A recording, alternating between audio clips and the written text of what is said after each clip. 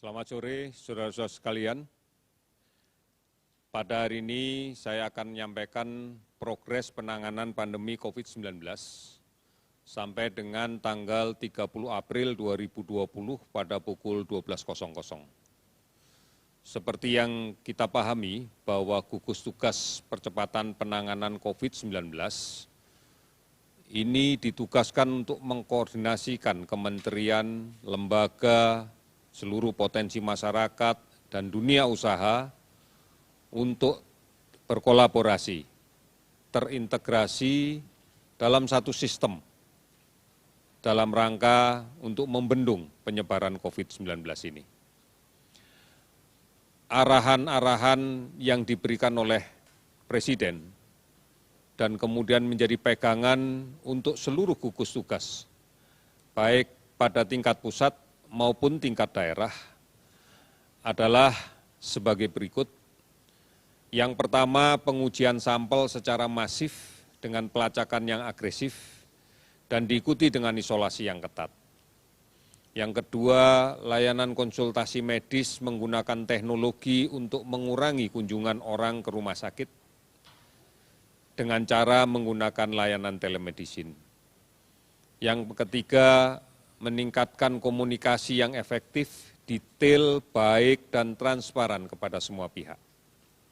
Yang keempat, penegakan hukum dengan bantuan aparat negara agar dapat menjamin masyarakat untuk bisa berdisiplin dengan kuat dalam rangka menghadapi pandemi COVID-19 ini. Kemudian pemerintah memastikan bahwa jaminan arus logistik dapat berjalan dengan lancar, mulai dari pusat sampai dengan daerah, mulai dari gudang-gudang logistik sampai ke daerah. Kemudian yang terakhir, kebijakan stimulus ekonomi harus dikawal untuk betul-betul tepat sasaran. Ini adalah bertujuan untuk memutuskan rantai penularan COVID-19. Saudara-saudara, secara mendasar kami mengingatkan kembali bahwa penyakit COVID-19 ini adalah penyakit yang disebabkan oleh virus yang kita sebut sebagai SARS coronavirus tipe 2. Virus ini menginfeksi dinding saluran pernafasan mulai dari rongga hidung, rongga mulut, tenggorokan, kemudian terus menuju ke paru-paru. Dan pada orang yang sakit, maka pada saat dia batuk, pada saat dia bersin, pada saat dia berbicara, maka sebagian dari dinding tersebut terlepas bersamaan dengan ludah, bersamaan dengan lendir yang kecil-kecil yang kita sebut sebagai droplet. Inilah yang menyebar kemana-mana. Tidak menutup kemungkinan menyebar mengenai benda-benda yang umum kita pakai. Misalnya handle pintu, misalnya pegangan tempat duduk di ruang publik, di ruang bersama, misalnya mengenai dinding, pintu, dan sebagainya, yang kemudian secara tidak disadari terpegang oleh orang lain.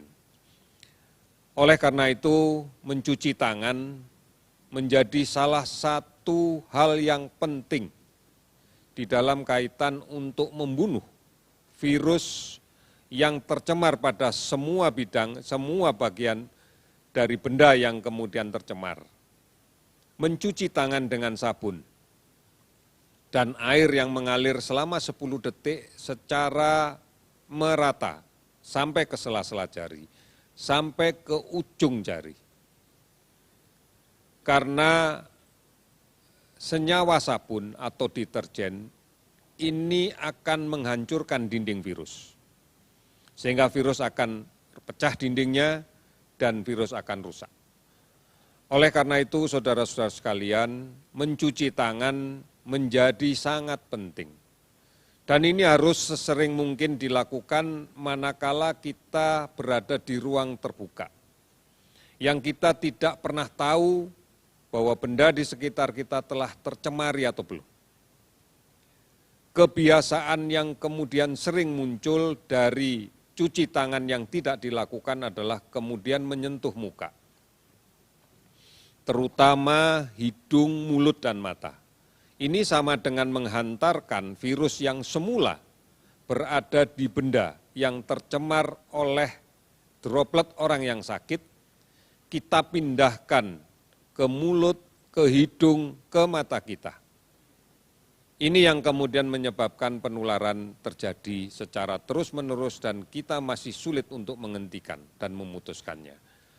Oleh karena itu, saudara-saudara sekalian, mencuci tangan menjadi salah satu kunci keberhasilan kita di dalam memutus rantai penularan penyakit COVID-19. Mencuci tangan dengan sabun, ini yang menjadi penting. Oleh karena itu, kami mengapresiasi kemandirian masyarakat, baik pada tingkat RT, RW, kelurahan, dan seterusnya, ataupun instansi, kantor, dan fasilitas umum yang lainnya yang telah menyediakan fasilitas untuk mencuci tangan. Fasilitas mencuci tangan dan menyiapkan sabun. Karena ini menjadi kunci dan ini adalah bagian dari pola hidup bersih dan sehat. Semoga ini menjadi sebuah kebiasaan yang baik dan membudaya, bukan hanya karena COVID, tapi ini sudah merubah gaya hidup masyarakat secara utuh. Ini akan melindungi kita dari banyak rute penularan penyakit, baik melalui jalan nafas maupun saluran pencernaan, akibat tangan yang tercemar, bakteri, virus, bibit penyakit lain yang berada di sekitar kita. Oleh karena itu, saudara-saudara sekalian, kesempatan sekaranglah kita merubah perilaku kita. Merubah perilaku kita untuk hidup bersih dan sehat.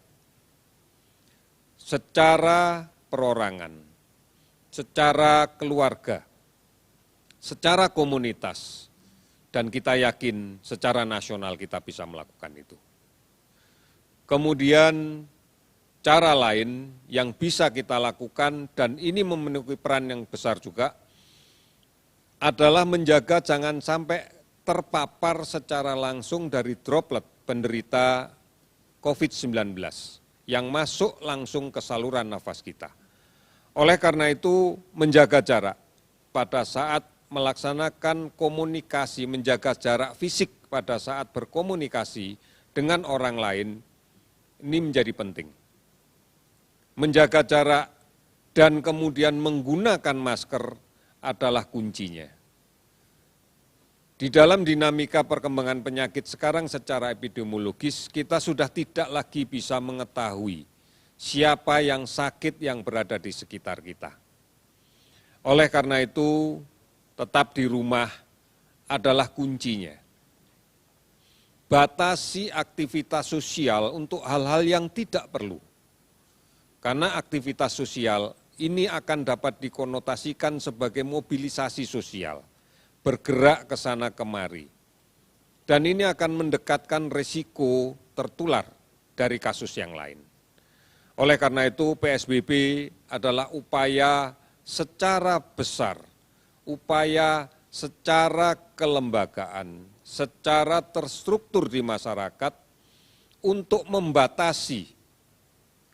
membatasi aktivitas sosial yang merupakan cara bagi penularan virus ini.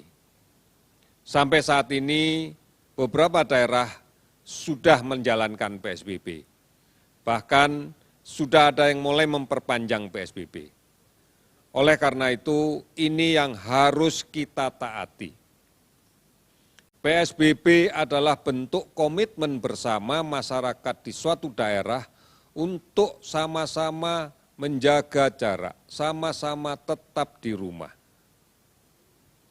Karena inilah cara kita untuk menghilangkan rantai pemutusan ini. Oleh karena itu, saudara-saudara, mari kita patuhi himbauan pemerintah, peraturan yang diberikan oleh pemerintah daerah sudah cukup sudah banyak, sudah jelas. Saatnya sekarang tidak membahas peraturannya. Saatnya sekarang untuk mentaati peraturan itu. Oleh karena itu tetap tinggal di rumah. Jangan bepergian, jangan mudik.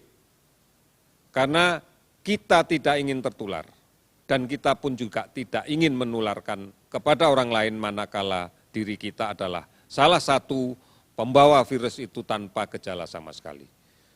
Gunakan masker jika terpaksa keluar dan batasi waktunya jika memang terpaksa keluar. Hindari kerumunan orang banyak. Segera pulang setelah selesai kegiatan, lepas masker, cuci tangan dan gunakan masker yang baru. Saudara-saudara, ada gambaran yang akan menjadi sangat memprihatinkan manakala penyakit ini mengidap pada saudara-saudara kita yang berusia lanjut. Saudara-saudara kita yang berpenyakit kronis. Mereka akan menunjukkan gambaran sakit yang berat dan sering berakibat fatal. Oleh karena itu tidak semestinya lah kita menulari mereka. Oleh karena itu tetap perhatikan informasi yang benar tentang COVID-19. Banyak kanal yang bisa digunakan, banyak hal yang bisa kita dapatkan dan tidak sulit. Karena TVRI dan RRI pun juga selalu menyebarluaskan informasi ini dan disebarkan luas oleh televisi dan radio swasta yang lainnya. Saudara-saudara, data yang kita dapatkan, kita bersyukur bahwa hari ini 89 laboratorium sudah aktif melaksanakan pemeriksaan yang tersebar di 48 rumah sakit, 15 perguruan tinggi, di jejaring Kementerian Kesehatan ada 18 laboratorium, di laboratorium kesehatan daerah ada 5 laboratorium, di Balai Veteriner ada 3 laboratorium. Jumlah spesimen yang kita periksa sudah mencapai 94.599 spesimen dari 72.351 orang. Konfirmasi kasus positif pada hari ini adalah 10.118. Di antara konfirmasi positif sebanyak 10.118, kalau kita lihat sebaran umurnya, sekitar 54% berada pada kelompok umur 30 sampai dengan 59 tahun. Inilah kelompok terbanyak. Kemudian disusul dengan usia 60 sampai 79 tahun pada kisaran 16%. Pada kisaran 15 sampai 29 tahun ini ada sekitar 15%. Balita 0,6%. Sementara yang usia lanjut di atas 80 tahun angkanya pun menunjukkan sekitar 1%. Inilah gambaran bahwa sebagian besar saudara-saudara kita yang mengidap, yang positif COVID-19 ini adalah kelompok-kelompok produktif pada kisaran umur 30 sampai 59 tahun di angka 54%. Mobilitas mereka ini loh yang tinggi. Tetapi kita juga bersyukur bahwa ternyata kondisi imunitas mereka yang baik, sehingga yang sembuh menjadi 1.522, yang meninggal 792 dan masih didominasi oleh faktor komorbid yang baik komorbid tunggal maupun komorbid yang lebih dari satu. Orang dalam pemantauan sampai saat ini kami catat ada 230.411 orang. Meskipun sebagian besar sudah selesai dipantau dan sudah dinyatakan sehat. Namun pasien dalam pengawasan PDP ada 21.829 orang. Sebagian diantaranya sedang menunggu pemeriksaan laboratorium untuk menentukan hasil laboratoriumnya. Kabupaten kota terdampak 310 kabupaten kota di semua provinsi, di 34 provinsi. Sebaran pasien sembuh DKI Jakarta 486 orang, Jawa Timur 157 orang, Jawa Barat 143 orang, Sulawesi Selatan 122 orang, Bali 113 orang, dan total keseluruhan di 34 provinsi adalah 1.522 orang. Kalau kita melihat data kasus yang konfirmasi positif, maka laki-laki 57% dibanding dengan perempuan yang 43%. Kasus baru yang terkonfirmasi sebanyak 347 orang, sehingga jumlahnya menjadi 10.118. Kasus sembuh meningkat 131 orang menjadi 1.522. Kasus meninggal 8 orang, sehingga total menjadi 792 orang. Saudara-saudara, mari kita tingkatkan imunitas diri kita. Sabar dan tenang, tidak panik. Saudara-saudara yang sakit dan dirawat, saya minta juga untuk tenang, untuk sabar, karena ini sangat mempengaruhi imunitas. Patuhi apa yang menjadi arahan dokter dan tenaga kesehatan perawat lainnya yang merawat. Tidak usah panik. Ikuti saja aturan yang sudah ada. Oleh karena itu, saya minta saudara-saudara bersabar. Ini sebuah cobaan kita. Mari bersama-sama kita disiplin menerapkan perilaku bersih dan sehat. Apabila ada saudara kita, tetangga kita, keluarga kita yang bergejala COVID-19, harus kita bantu. Tidak boleh kita kucilkan. Oleh karena itu, tetap menjaga kebersihan kita. Apabila memang diinstruksikan untuk melaksanakan isolasi mandiri di tempat, maka laksanakan itu dengan baik. Jangan panik. Kita tidak akan pernah membiarkan siapapun yang sakit tidak terawat dengan baik. Kita tidak akan pernah meninggalkan siapapun yang sakit tidak terawat dan terabaikan. Inilah tugas kita bersama. Oleh karena itu, yakini bahwa kita bisa melakukannya. Saudara-saudara, dengan pemahaman yang kita bangun bersama, dengan gotong royong yang kita kerjakan bersama dan terus-menerus tanpa terputus, kita akan yakin bisa menyelesaikan permasalahan ini. Mari kita menjadi pahlawan untuk keluarga kita. Kita menjadi pahlawan untuk tetangga kita, untuk lingkungan kita, dan untuk bangsa kita. Kita yakin bahwa Tuhan yang Maha Esa, Tuhan yang Maha Besar akan memberikan kekuatan kepada kita untuk menghadapi permasalahan sulit ini. Dan kita akan bisa menyelesaikan dengan baik. Terima kasih, selamat sore.